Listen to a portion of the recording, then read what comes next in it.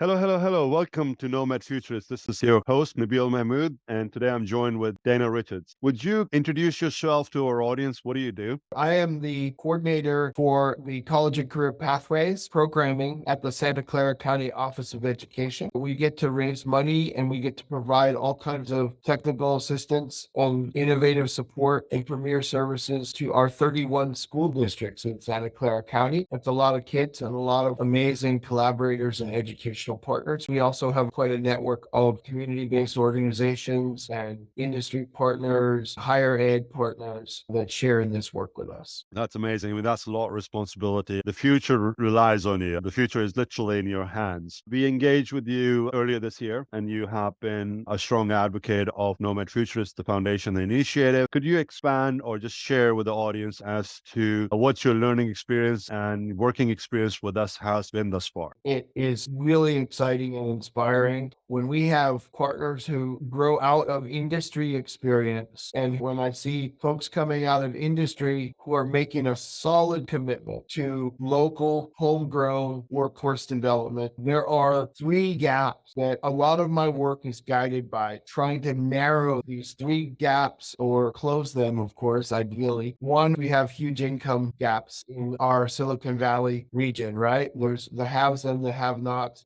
The gap is very stark. And then there's an opportunity gap in terms of not all students have access to the same opportunities. Not all students have the same social capital to rely upon to gain that access and those successes. And then I think you're keenly aware of this, and this is something that's been amplified in our collaboration. There's an innovation to education gap or an industry to education gap. So the world of education isn't always aligned or fortified with the innovative mindsets or technologies, competencies, tool sets that are necessary for a young person to be work ready for the jobs of today and the jobs of the future, and for the transferable skills that are relevant regardless of how many job type changes a young person might have over the next 5, 10, 15-year period. So your commitment to local talent development, to reinvesting in our communities, aligns tremendously with our attempt to narrow those three gaps. And so here we are trying to find ways to co-invest and leverage and amplify our resources and tools so that we can create a work-ready talent, workforce development pipeline that's mutually beneficial to meet the labor market demand needs that you've shined a spotlight on, and to help us empower, equip, and create agency, and also a family level living wage so that kids who grew up here have a fighting chance to have generational wealth and to stay in these communities and own a home and pass something on to their children.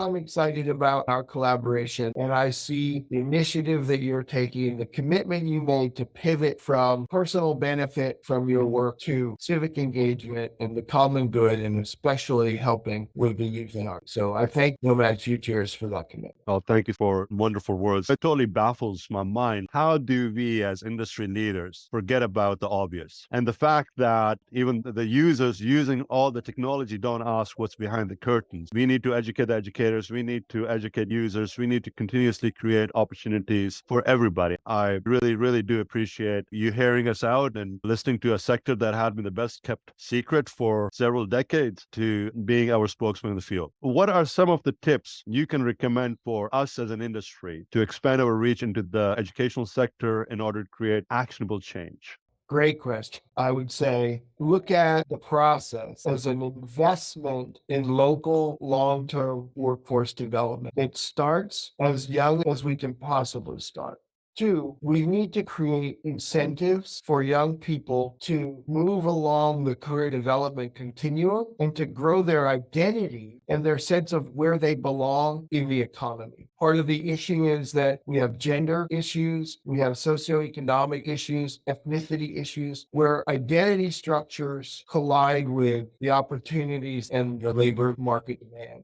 That's something we have to also work on and invest in. Imagine we create a set of milestones that start in the third grade, that start with some type of college savings account or STEM engagement in STEM activities or a science challenge or a project, and then move all the way through to the end of high school and beyond with high-level work-based learning, with earn and learn opportunities and pre-apprenticeship, apprenticeship, youth apprenticeship, paid internships, with work participating in workplace challenges, interactive site tours. Imagine all those as milestones. Well, to get underrepresented into that continuum, we have to create incentives at each step and as early as possible. I think we need a big ecosystem, but certainly there's a role for industry to contribute to what I call careership funds. We're all familiar with scholarships, and this is not opposed to that at all. We're no longer in career education. We no longer say, oh, some kids are college material and some aren't college material. That's from the past. What we say now is college looks different for different students. And that career development and life development journey has many different pathway types.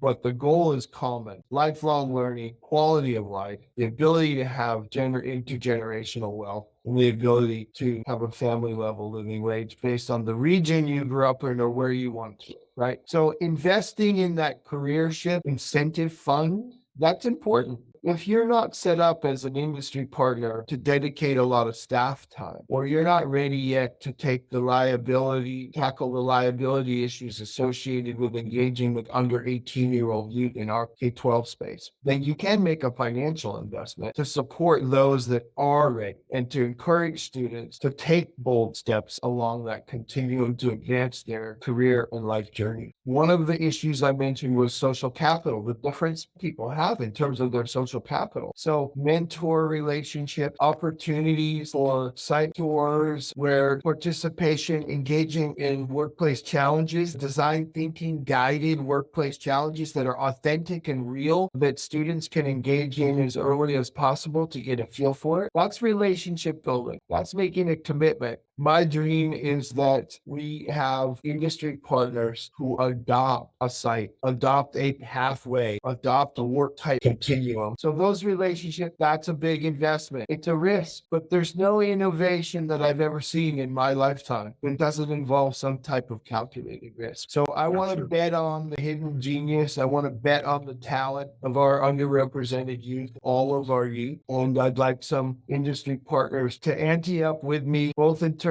of time and to make a financial commitment to provide the incentives. The other thing I would say is culture. Not every gender, ethnicity shares the same value frame, mindset, culture, orientation, style of work. So we have work to do in the tech world to create workplace cultures and work style cultures that are more inclusive and more inviting to diverse cultures so that people can see themselves as welcome and belonging and feel comfortable and at home.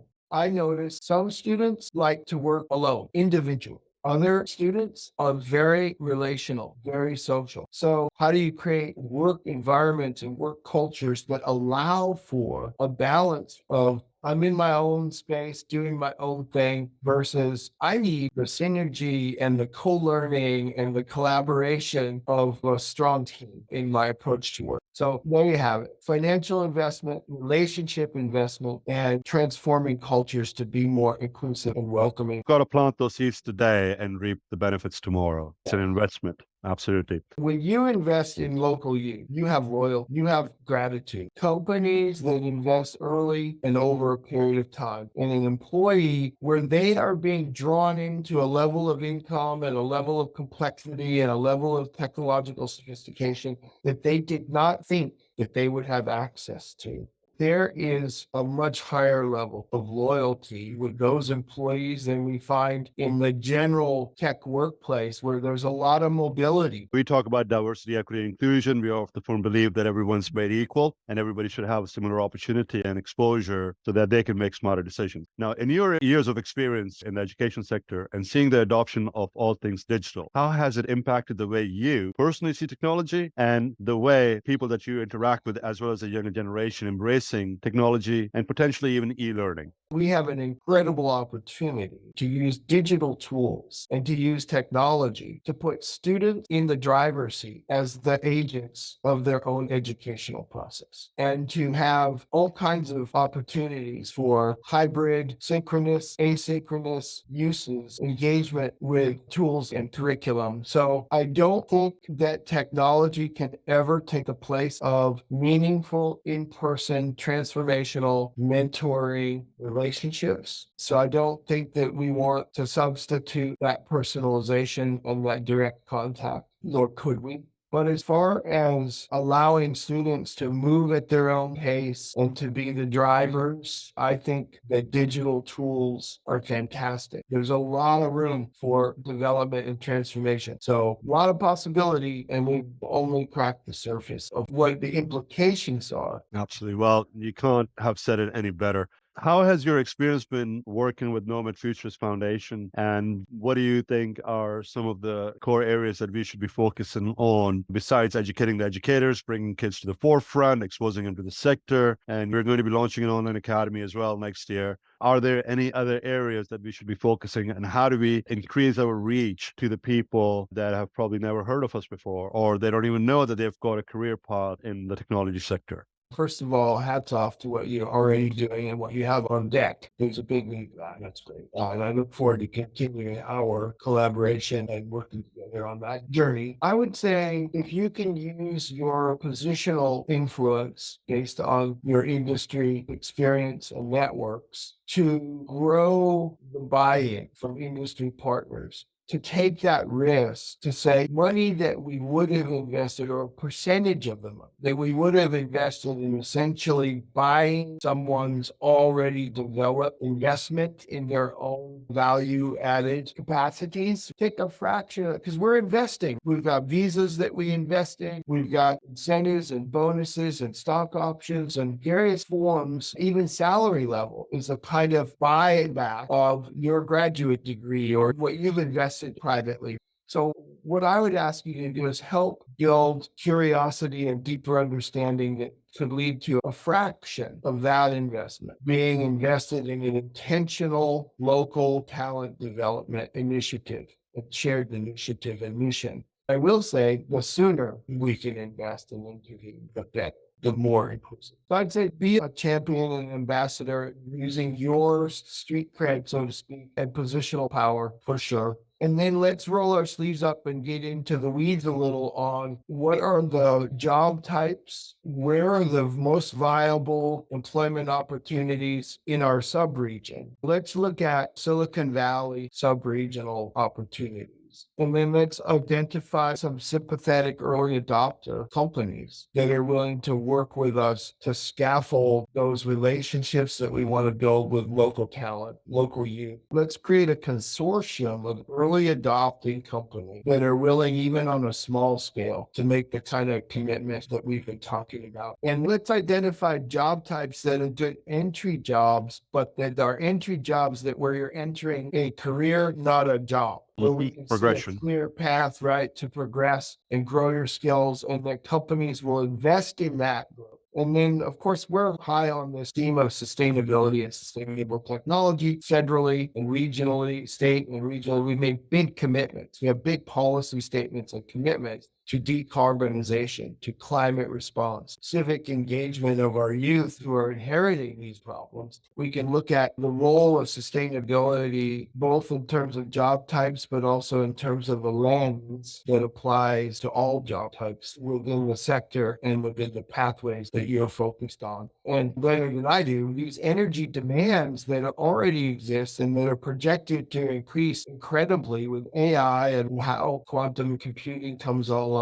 Absolutely. Dana, this has been absolutely phenomenal. And thank you so much for sharing the insights. And we were excited to have found you and to have partnered up with you. And I look forward to collaborating further with you. I'll tell you this, the promise that we have as a foundation is to support the initiatives and bring to the forefront and address the challenge in the space. And I'm pretty sure people that are listening and watching to this channel will step up and help us drive the message and continue to support the initiative. Thank you again for your time. Greatly appreciate your contribution and your stewardship. Thank you so much.